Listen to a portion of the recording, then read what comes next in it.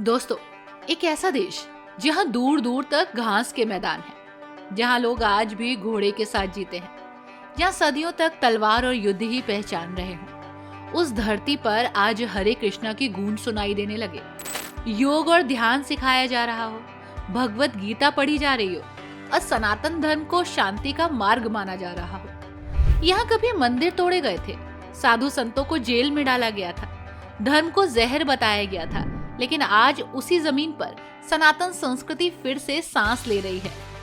Communism के अंधेरे के बाद लोगों ने जब आत्मा की रोशनी खोजी तो उन्हें मिला सनातन धर्म का मार्ग। ये कोई कहानी नहीं है, this is not a story.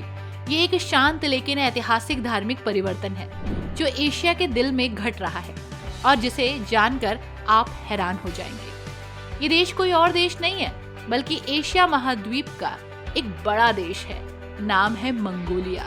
तो आखिर कैसे बौद्ध धर्म का ये देश सनातन धर्म की राह चल पड़ा और क्या वाकई मंगोल के राजा यानी चंगेज खान सनातन धर्म से प्रभावित थे? क्या है राज और क्या है कहानी जो सच की घटनाओं पर है आधारित, बताएंगे आपको हर एक बार। नमस्कार दोस्तों, आप सभी का बहुत बहुत स्वागत है हमारे YouTube channel let's explore TV पर। दोस्तों, मंगोलिया एक बड़ा देश जो एशिया महाद्वीप में स्थित है। ये रूस और चीन के बीच में बसा हुआ है। टोटल एरिया बहुत बड़ा है, करीब 15,64,000 वर्ग किलोमीटर, भारत से लगभग आधा। लेकिन यहाँ की आबादी बहुत कम है, सिर्फ 33 लाख लोग रहते हैं यहाँ। मतलब ये कि यहाँ जगह बहुत है लेकिन लोग कम। मंगोलिया की राजधानी उलान बातार है जो देश का सबसे बड़ा शहर है। यहाँ की भाषा मंगोलियन है और लोग मंगोल जाति के हैं। मंगोलिया का ज्योग्राफिकल स्ट्रक्चर बहुत अनोखा है। यहाँ स्टेप्स यानी कि घास के मैदान बहुत हैं, जहाँ घोड़े दौड़ते हैं और लोग घुमंतु जीवन जीते हैं। उत्तर में साइबेरिया के जंगल हैं तो दक्षिण में गोबी रेगिस्तान, जो दुनिया का सबसे बड़ा ठंडा रेगिस्तान है। मंगोलिया की हिस्ट्री देखिए तो बहुत पुरानी और रोचक है। हजारों साल पहले यहाँ लोग शमन धर्म मानते थे, जो प्रकृति पूजा पर आधारित है। आकाश, पृथ्वी, पहाड़ और आत्माओं की पूजा करते थे। 13वीं शताब्दी में चंगेज खान नाम का एक महान योद्धा हुआ जिसने मंगोल साम्राज्य बनाया। चंगेज खान ने एशिया से यूरोप तक अपना साम्राज्य फैलाया। वो बहुत बुद्धिमान और बहादुर था दोस्तों। उसके वंशजों ने चीन, रूस, ईरान तक शासन किया। मंगोल साम्राज्य दुनिया का सबसे बड़ा साम्राज्य बना। कुछ लोग इसे विलन तो कुछ हीरो मानते हैं। आप क्या मानते हैं हमें कमेंट में जरूर बताइएगा। 16वीं शताब्दी में मंगोलिया में बौद्ध धर्म आया।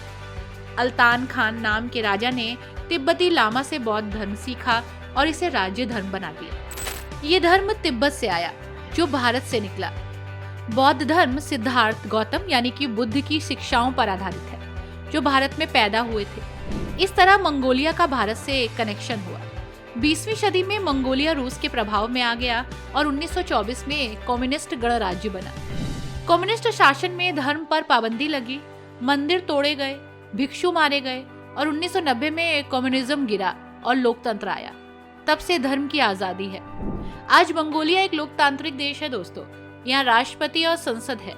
इकोनॉमी खनन पर आधारित है, जैसे कोयला, तांबा, सोना, लेकिन गरीबी भी है। लोग शहरों में आ रहे हैं लेकिन ग्रामीण इलाकों में घुमंतु जीवन जारी है। मंगोलिया संयुक्त राष्ट्र का सदस्य है और शांति प्रिय देश है। चंगेज खान ने अपने साम्राज्य में हर धर्म को सम्मान दिया।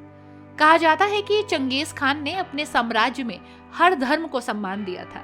हिंदू, बौद्ध, मुस्लिम, ईसाई सबको पूजा की आजादी दी थी। ये विचार भी सनातन धर्म के सर्वे भवन्तु सुखिना जैसी सोच से जुड़ता है।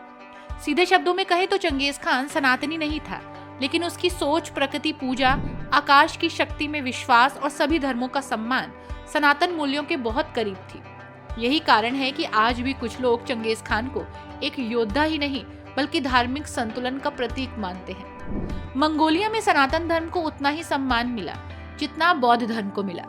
सनातन धर्म यहाँ कोई नया धर्म नहीं है। इसका प्रभाव 1990 के बाद बहुत बढ़ा। हालांकि ये धर्म यहाँ पुराना धर्म है। कम्युनिज्म गिरने के बाद विदेशी मिशनरी आए।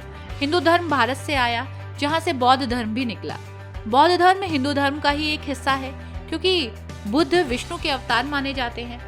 कुछ हिंदू परंपराओं में 1990 में हिंदू मिशनरी मंगोलिया पहुंचे। International society for Krishna conscious यानी हरे कृष्णा मूवमेंट ने 1999 में यहाँ काम शुरू किया। लक्ष्मी नारायण नाम के एक साइबेरियन भक्त ने टाइमलेस कल्चर नाम का एक कार्यक्रम चलाया। उन्होंने लोगों को कृष्ण भक्ति सिखाई। पतंजलि योगपीठ भी यहाँ आया, योग सिखाया। कुछ मंगोल बौद्धों ने हिंदू विचारों को अपनाया, जैसे ध्यान और अवधारणाएं। सनातन धर्म का प्रभाव धीरे धीरे नहीं, बहुत तेजी से बढ़ा। मंगोलिया और भारत के पुराने संबंध भी नजर आए। मंगोल लोग भारत को आध्यात्मिक पड़ोसी मानते हैं क्योंकि बौद्ध धर्म भारत से आया था। चंगेज खान के समय में भी हिंदू प्रभाव था। कुछ किंवदंतियों में चंगेज खान को कुछ जगहों पर ब्रह्मा या इंद्र का अवतार माना जाता है। 2015 में इंडा ड्यूम्स स्वामी नाम के इस्कॉन गुरु मंगोलिया गए और प्रवचन दिया। अब मंगोलिया में इस्कॉन सेंटर है जहां लोग जाप करते हैं। एक फेसबुक ग्रुप हरे कृष्णा इस्कॉन मंगोलिया है जहां पोस्ट होते हैं। राधा राधा का जाप भी वैष्णव भक्ति का हिस्सा है जो कृष्ण की प्रेमिका राधा को समर्पित है। मंगोल लोग इसे अपनाते हैं क्योंकि ये शांति और खुशी देता है। ये चेंज कैसे आ गया एकदम से? कम्युनिज्म के बाद लोग पुराने शमन और बौद्ध के अलावा नए धर्म खोज रहे थे। हिंदू धर्म में योग, ध्यान, भक्ति है जो बौद्ध से मिलता जुलता है। कुछ मंगोल बौद्ध हिंदू अवधारणाओं को मिलाते हैं, जैसे पुण्य, वज्र, रत्न। इस्कॉन ने मंगोल भक्त तैयार किए जो स्थानीय भाषा में सिखाते हैं। 1990 से पहले मंगोलिया में धर्म दबा हुआ था। 70 साल कम्युनिस्ट शासन में मंदिर बंद थे, भिक्षु जेल में थे और 1990 में क्रांति हुई, लोग आजाद हुए, विदेशी धर्म आए जैसे ईसाई, मुस्लिम। हिंदू धर्म की शुरुआत छोटी थी लेकिन बहुत गहरी। 1990 में कुछ भारतीय आए, योग सिखाया, फिर इस्कॉन 1999 में आया। लक्ष्मी नारायण ने कार्यक्रम शुरू किए। वे लोगों को भगवत गीता पढ़ाते, कीर्तन कराते। शुरू में कम लोग थे लेकिन धीरे धीरे बढ़े। 2009 में उन्होंने मंदिर बनाने की योजना बनाई और अब राजधानी में इस्कॉन सेंटर है। 2020 के बाद कोविड में लोग मानसिक तनाव में थे, तब योग और ध्यान की मांग बढ़ी। पतंजलि और आर्ट ऑफ लिविंग ने ऑनलाइन क्लासेस की।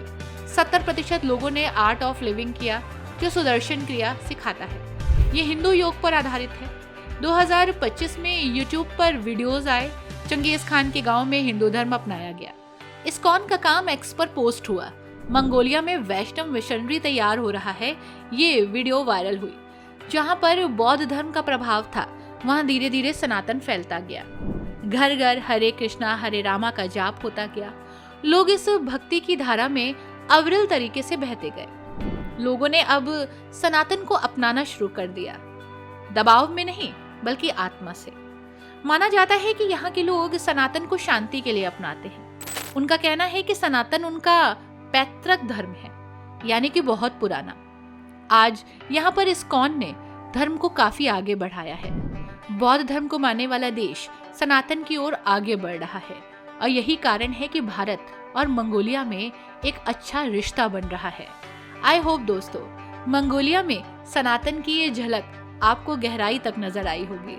वीडियो में दी गई इन्फॉर्मेशन आपको कैसी लगी हमें जरूर बताइएगा। वीडियो को लाइक एंड शेयर कीजिएगा। चैनल को सब्सक्राइब करना मत भूलिएगा। Thanks for watching. नमस्कार।